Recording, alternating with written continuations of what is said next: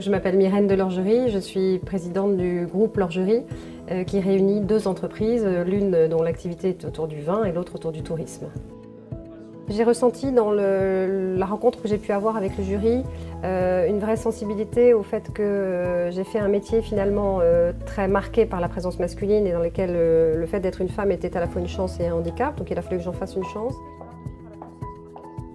L'entreprise aujourd'hui, c'est 6 domaines familiaux, c'est une trentaine de vignerons dont nous sommes partenaires et dont nous achetons ou les raisins ou les vins pour la vinification et assemblage et embouteillage.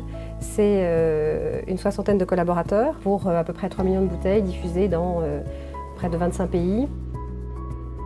C'est elle qui va être toujours à la pointe de la technologie, toujours à la pointe de l'information, toujours à la pointe des actus. Et je pense que si on peut parler d'une de ses qualités majeures, je pense que c'est l'exigence pour la performance. Les prochains défis pour nous, c'est d'installer véritablement la Maison L'Orgerie comme l'incarnation de l'excellence dans le sud de la France. Les vins français sont très bien placés dans la constellation de l'excellence des vins dans le monde. Et donc la Maison L'Orgerie a pour vocation de s'inscrire dans cette dynamique. C'est quelque chose qui prend du temps, c'est un métier qui prend du temps et donc c'est à ça que sont ordonnées les 10 prochaines années.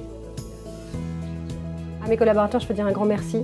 Parce que sans les collaborateurs et vraiment de multiples façons, je n'aurais rien fait. Et c'est une des raisons qui, quelquefois, donne un tout petit peu de scrupule d'être mise en valeur personnellement pour un prix, parce qu'on est conscient de l'importance de l'équipe et du fait que tout seul, on n'aurait rien fait. Je ressens une grande gratitude pour l'entreprise et je pense que tout le monde est solidaire de ce prix aujourd'hui et je voudrais que tout le monde le reçoive dans un même élan.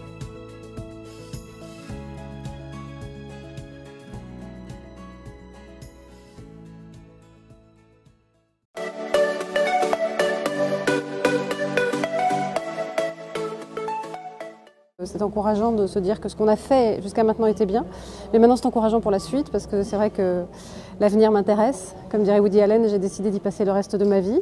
Donc c'est un encouragement pour que tout le monde se dise que voilà, la route est belle et qu'on peut la continuer toujours mieux, tous ensemble. Donc voilà, c'est comme ça que je le reçois et je pense que l'entreprise et l'équipe le vivent de cette façon-là. À une femme qui hésite à être entrepreneur, je lui conseillerais d'oser avec enthousiasme. Si ça n'est pas avec enthousiasme, effectivement, qu'elle ne se lance pas. Mais si elle a de l'enthousiasme, qu'elle ose, parce que c'est l'enthousiasme et c'est la volonté qui permettent les choses. C'est pas le sujet, c'est pas le projet, c'est l'enthousiasme et la volonté. Moi, il me semble avoir vécu qu'avec même un projet classique, on va dire, on pouvait développer quelque chose de très fort et aller de l'avant de façon très intéressante, avec de l'énergie, avec de la volonté. Finalement, les montagnes se montent les unes après les autres et donc je pense qu'on peut y arriver. Je dirais aux hommes que dans un métier aussi masculin que le monde du vin, aussi le monde du tourisme, parce que ce sont deux mondes assez masculins, je pense que les femmes ont leur place à part entière, y compris dans le leadership. On voit chaque jour à quel point elles apportent une diversité, une lumière différente, en acceptant d'être des femmes à 100% également.